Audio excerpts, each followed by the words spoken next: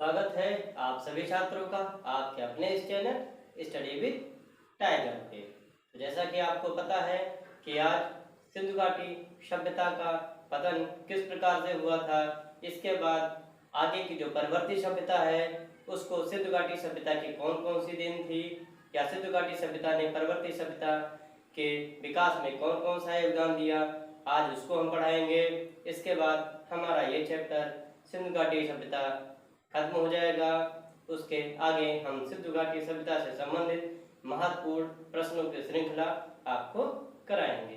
तो आइए देखते हैं सिंधु घाटी सभ्यता का पतन कैसे होता है। तो सबसे पहले हमें देखते हैं कि सिंधु घाटी जो सभ्यता है उसका जो प्रमाणिक काल है वो 2300 से लेकर के 1750 ईसा पूर्व तक है, अर्थात करीब 600 वर्ष तक इस सभ्यता का अस्तित्व मिलता है। अर्थात जो सभ्यता 600 वर्ष तक रही हो, अगर उसके पतन की बात की जाए तो कोई एक कारण जिम्मेदार नहीं माना जा सकता। ठीक उसी प्रकार से क्योंकि बहुत ही वर्षों तक यह सभ्यता अपना अस्तित्व बनाए रखी थी, यह सभ्यता एक शहरी सभ्यता थी, पूर्ण विकसित सभ्यता थी, इसलिए इसके पतन में कोई एक कारण जिम्मेदार नहीं होगा। इसके पतन में जैसे ही इसके विकास में कई कारण जिम्मेदार थे, ठीक उसी तरीके से इसके पतन में भी कई कारण जिम्मेदार होंगे, जिसे आइए हम क्रमशः कुछ महत्वपूर्ण कारणों को जानते हैं। तो सबसे पहले हमें जान लेते हैं कि सिंधु सभ्यता का जो काल था वो 2300 से लेकर के 1750 ईसा पूर्व तक रहा, अर्थात 600 वर्षों तक यह जो व्यवस्था थी आपकी सिंधु घाटी सभ्यता वो समानांतर क्रम में चलती गई। 1700 ईसा पूर्व के आसपास जब हम आते हैं तो देखते हैं कि इस शहरी सभ्यता के पतन के चरण शुरू हो जाते हैं, जिसमें से हम देखते हैं कि बड़े बड़े जो नगर थे, जैसे मोहनजोदड़ो आपका था, हड़प्पा था, ये अब नष्ट हो चुके होते हैं। साथ साथ में सड़कों का विकास था वह नष्ट हो चुका होता था, लकड़ी की नालियां वगैरह बनाई जाती थी, एक जो प्रशासनिक दृष्टि से सुविधाएं थी वो सब अब खत्म हो रही थी, अर्थात इस सभ्यता का पतन काल प्रारंभ हो चुका था और धीरे धीरे कुछ वर्षों में यह सभ्यता अपने पतन की तरफ चली जाती है। तो आइए अब हम देखते हैं कि इस सभ्यता के पतन में आखिर कौन कौन से महत्वपूर्ण जो कारक हैं वह जिम्मेदार हैं। तो सबसे पहले हमें देखते हैं कि इसके कुछ प्रमुख कारणों में जो पहला कारण है वह आपका है विदेशी आक्रमण। इस कारण के जो संस्थापक थे, अर्थात इस कारण के बारे में जो मत दिया था कि विदेशी आक्रमण से सिंधु सभ्यता का पतन हुआ था, वो थे Gordon Childe, Wheeler, Stuart, Piggott. इन तीनों ने यह माना था कि जो विदेशी आक्रमण थे, तो सबसे पहले हमें देखते हैं कि विदेशी आक्रमणकारी थे कौन। तो इन तीनों ने माना था जो आपके garden Childe, Wheeler, Stuart, Piggott है, इन लोगों ने कहा कि जब आर्यों का विस्तार सिंधु घाटी सभ्यता की तरफ बढ़ा तो आर्यों के आक्रमण ने सिंधु घाटी सभ्यता का पतन की शुरुआत कर दी।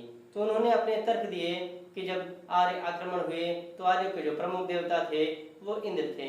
इंद्र ने बड़े बड़े दुर्गों को नष्ट करना शुरू कर दिया, जिसमें से माना जाता है कि हरियप्पू नाम का भी एक दुर्ग था जिसे इंद्र ने नष्ट किया था।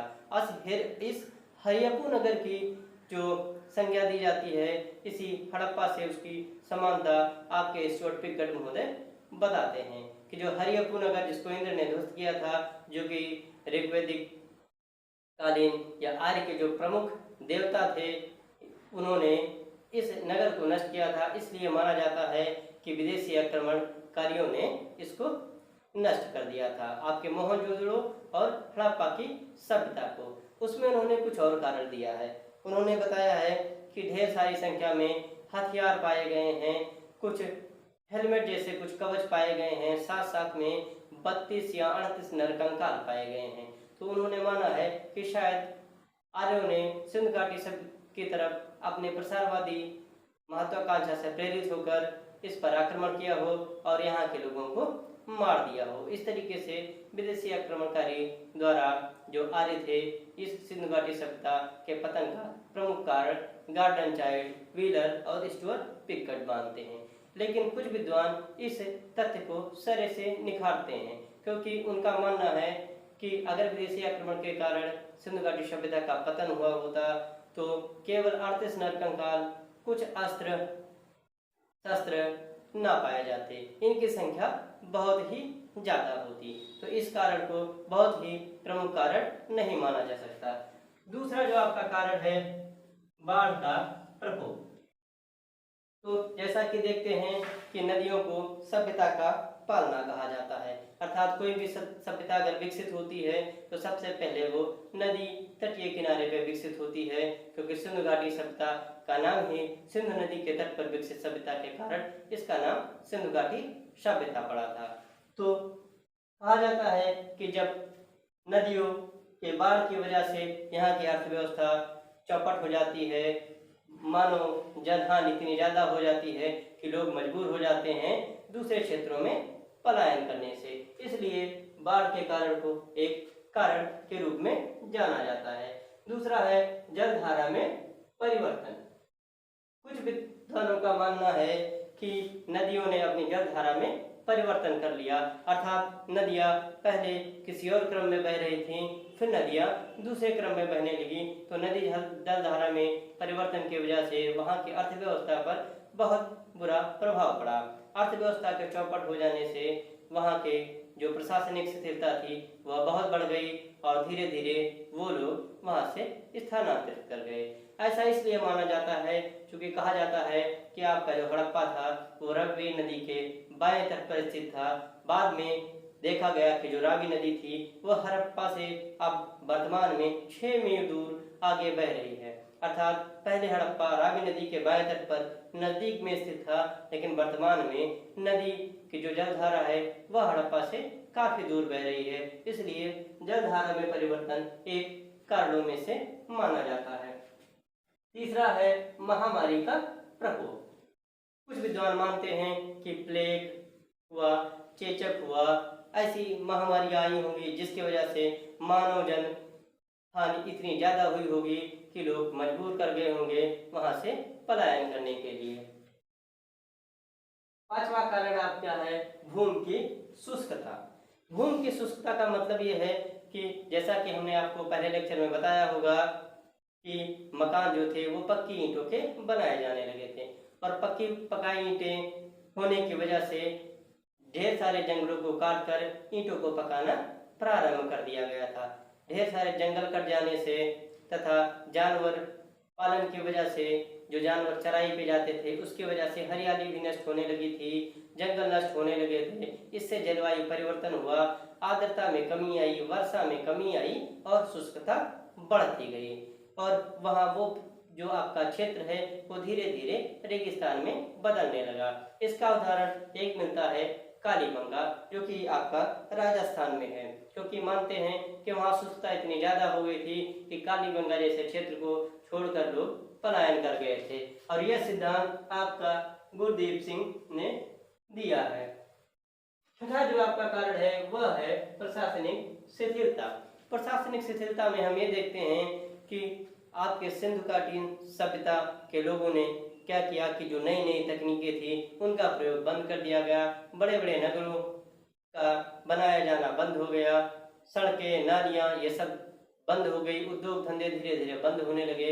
इस वजह से प्रशासनिक शिथिलता इतनी आई कि लोगों को अर्थव्यवस्था जब अपनी चौपट दिखाई देने लगी तो उन लोगों ने वहां से माइग्रेट कर दिया, स्थानांतरित कर दिया अपने आप को, और वो आके गंगा घाटी में बस गए, क्योंकि इसके बाद सिंधु घाटी सभ्यता के बाद उसके कुछ साक्ष गंगा घाटी में पाए गए। अगला है व्यापार में गिरावट। तो किसी भी अर्थव्यवस्था, किसी भी विकास की या किसी भी सभ्यता के विकास की जो सबसे बड़ी रीढ़ होती है वह होती है उसकी अर्थव्यवस्था। जिस दिन अर्थव्यवस्था में गिरावट आने लगेगी ठीक उसी दिन से उस सभ्यता के पतन की प्रक्रिया प्रारंभ हो जाती है। तो उस समय हम देखते हैं कि हमारा व्यापार सबसे ज्यादा मध्य एशिया से होता था और पश्चिम एशिया से होता था, जिसमें से इराक है, ईरान है, अफगानिस्तान है, इन देशों से हमारा व्यापार होता था। उस दौर में जिस समय सिंधु घाटी सभ्यता अपने पतन की तरफ थी, वहाँ मध्य एशिया में अशांति की स्थिति थी, अर्थात वहाँ के जो छोटे छोटे राजा थे, कबीले थे, वो आपस में संघर्षरत थे, अर्थात हमारा व्यापार दूसरे देशों से नहीं हो पा रहा था। इस वजह से हमारे व्यापार में भारी गिरावट आई और हमें मजबूर होना पड़ा इस सभ्यता स्थल जो प्रमुख थे उनको छोड़ करके कहीं और बसने के लिए। अगला जो है वह है रूढ़वादियों का प्रचलन। यह भी एक प्रमुख कारणों में से माना जाता है। उसके पीछे की ये वजह है कि सिंधु घाटी सभ्यता के जो लोग थे वो नई नई तकनीकों को नहीं सीखना चाहते थे। नई नई चीज़ों को ना सीखने की वजह से उनमें शिथिलता सी आ गई थी। इस शिथिलता की वजह से वो अपनी पुरानी परंपरावादी नीतियों में ही लगे रहे और विकास की प्रक्रिया बाधित हुई। इसलिए रूढ़िवादिता के प्रचलन ने इस सभ्यता के विनाश में भी अहम भूमिका निभाई। अगला है जनसंख्या वृद्धि। ये एक मानवीय कारण है। माना जाता है कि जब भी किसी स्थान की जनसंख्या में वृद्धि होती है तो उस स्थान पर पाए जाने वाले जितने भी प्राकृतिक संसाधन हैं उस पर दबाव बढ़ जाता है। प्राकृतिक संसाधनों के दबाव की वजह से वहाँ की जो जनसंख्या होती है अपने आप धीरे धीरे दूसरे क्षेत्रों की तरफ माइग्रेट करने लगती है, स्थानांतरण करने लगती है। वो लोग धीरे धीरे उस क्षेत्र को छोड़ करके कहीं और बसने लगते हैं। इस वजह से जनसंख्या वृद्धि भी एक कारणों में से माना जाता है। अगला है जलवायु में परिवर्तन। तो जब भी जलवायु में परिवर्तन होगा, शुष्कता का दौर शुरू होगा, जो आपकी वर्षा है वह कम होगी, साथ साथ में आर्द्रता में भी कमी आएगी और लोग जो है इस क्षेत्र को छोड़ने में मजबूर हो जाएंगे। इसलिए जलवायु में परिवर्तन भी एक प्रमुख कारण रहा है। और अगला हम देखते हैं कि परवर्ती भारतीय सभ्यता को सिंधु सभ्यता की प्रमुख देन क्या है।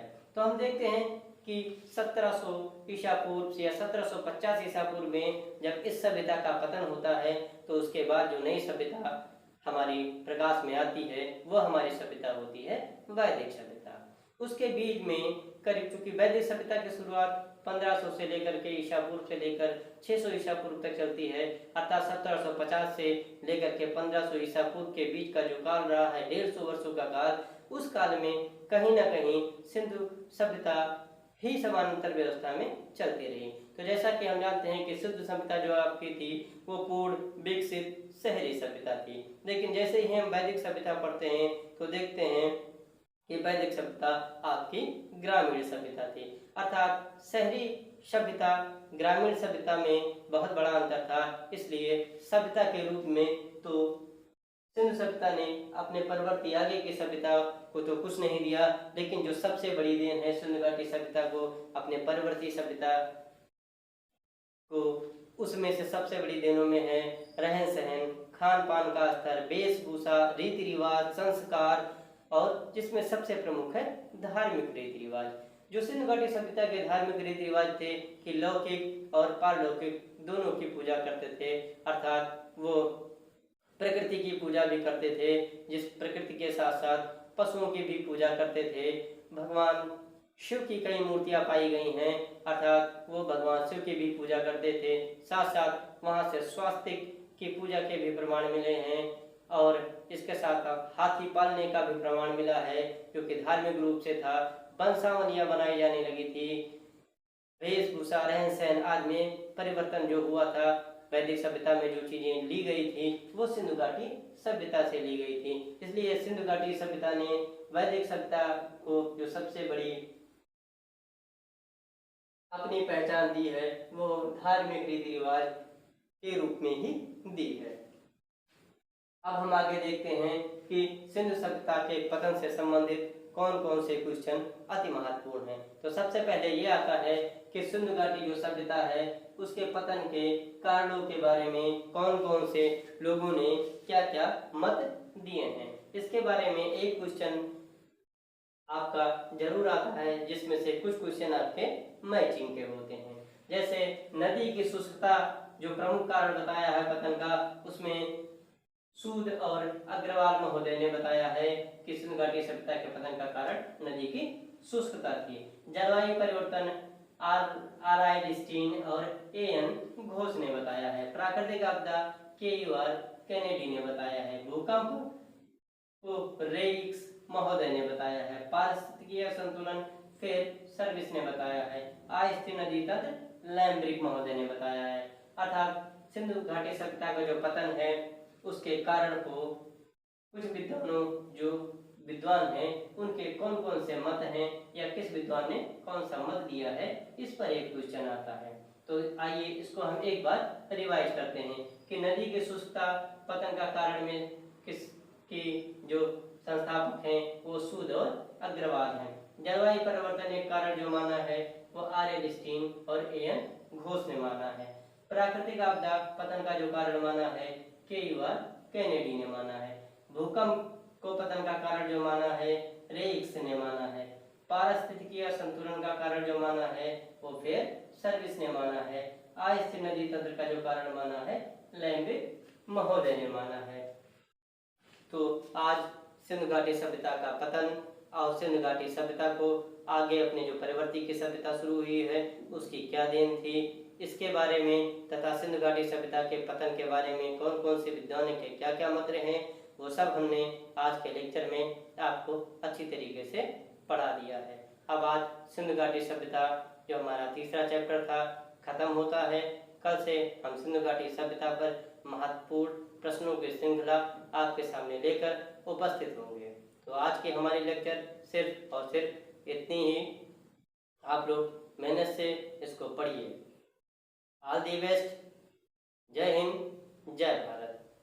आपका जो चैनल है स्टडी विद टाइगर, इसको ज़्यादा से ज़्यादा सब्सक्राइब करें, शेयर करें, लाइक करें और कमेंट बॉक्स में अपना कमेंट जरूर छोड़ें।